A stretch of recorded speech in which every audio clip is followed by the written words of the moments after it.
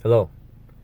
One of the members on my group today asked me, do you track your food? Do you count your carbs? Do you count your protein? And some of you may know I'm on a carnivore diet right now. I made this keto loaf bread, but that's just a little treat for me. It still doesn't go over my macros or anything, but I'm predominantly on a carnivore diet. I've been on one for 2 weeks now. In 2 weeks, I have lost 7 pounds on a carnivore diet, and I feel amazing. Do I need all that protein? No. And I can tell you right now, my basal metabolic rate is, or my resting metabolic rate is extremely high. My body burns a lot of calories. And through experience and doing this as long as I have, doctors have their theories. People have their theories on how much protein and stuff you need. It's a theory. It's not proven.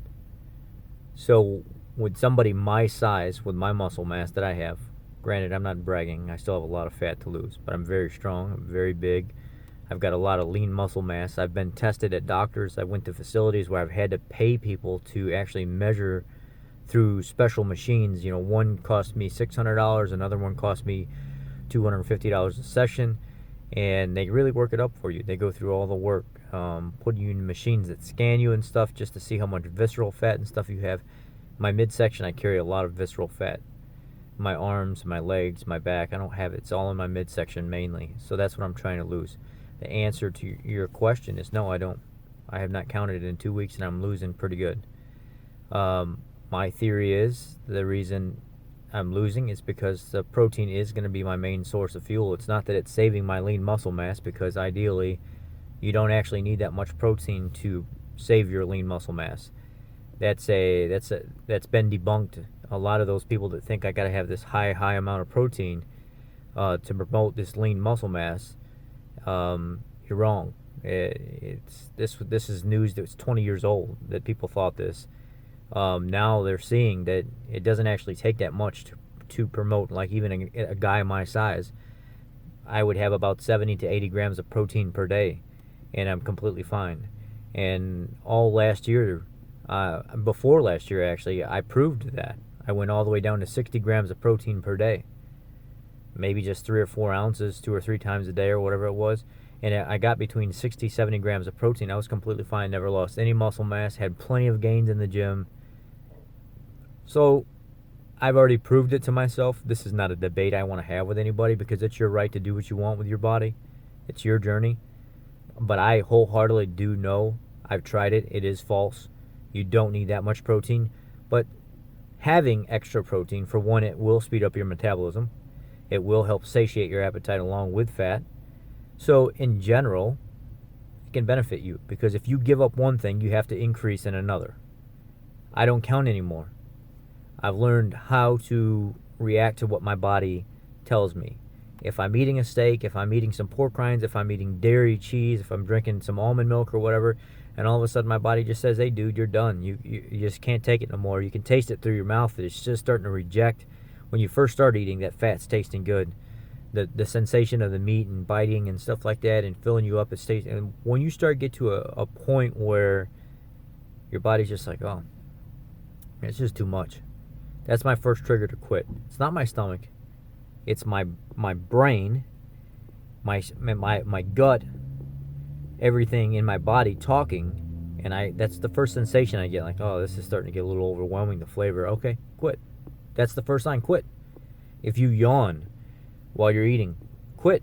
That's your body telling you, hey, relax. That's one of the first signs of I'm full. Leave me alone. And people don't pay attention to that. So that's my trigger now. I let my body tell me what to do. I don't tell my body what to do. My body's a lot smarter than what I am. I'm not smarter than my body. So I do eat very high protein right now. Well, not extremely high, but I do eat high protein, like a little bit less of a fat. So I guess you can consider that more like a Feeney or Volek diet. But I'm not intending to do that. I don't think that it's necessary to do that.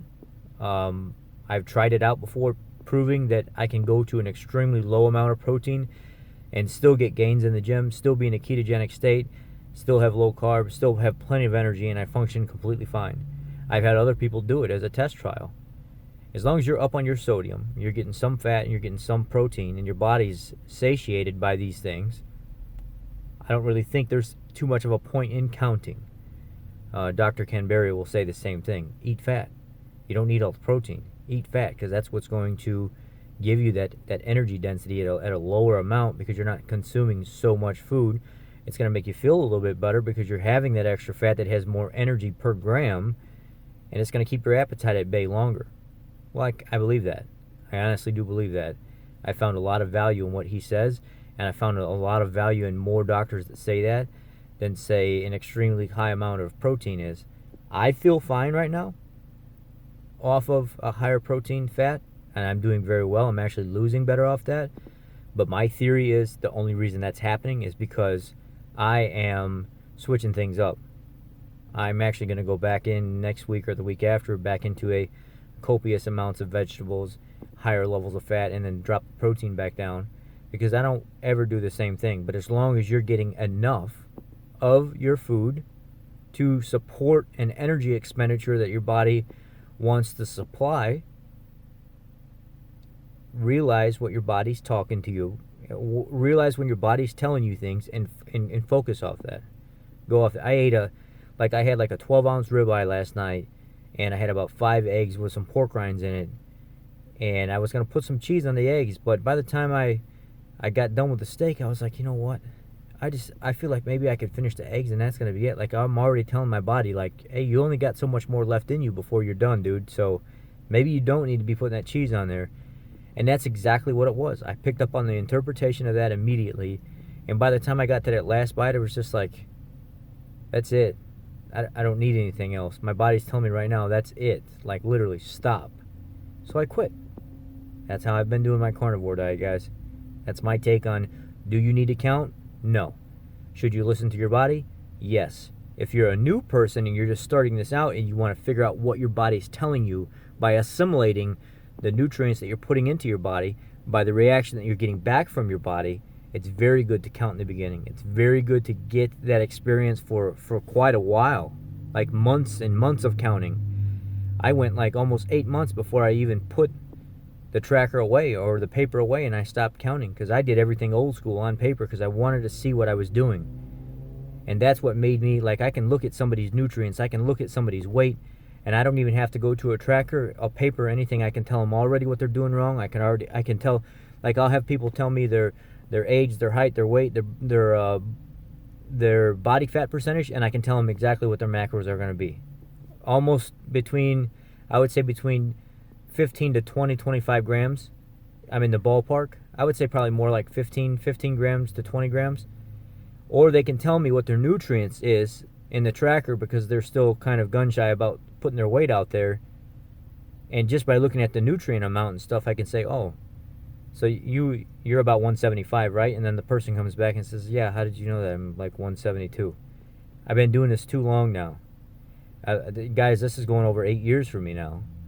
I know how it works. It's just I had a slew of events that happened, and that's why I ended up being overweight. And I'm using my knowledge and my experience to actually get back on it. When I can sit down and I can talk to a doctor and I can realize everything that they're saying, not everything to the point, but I have conversations where I talk to people and I'm like, doctors are talking to me about cholesterol and stuff like that, and I'm like, oh yeah, I know exactly what that test is. I know what an oral glucose test is for prediabetes. I know what a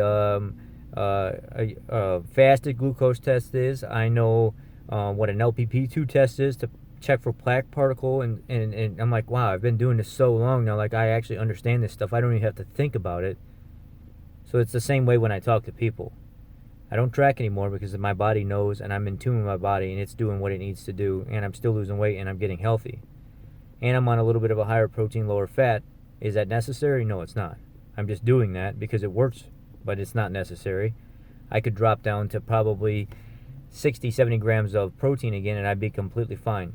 And I'd have about 70 grams of protein, and I'd be up around 130 grams of fat. Smooth sailing. Still losing like crazy.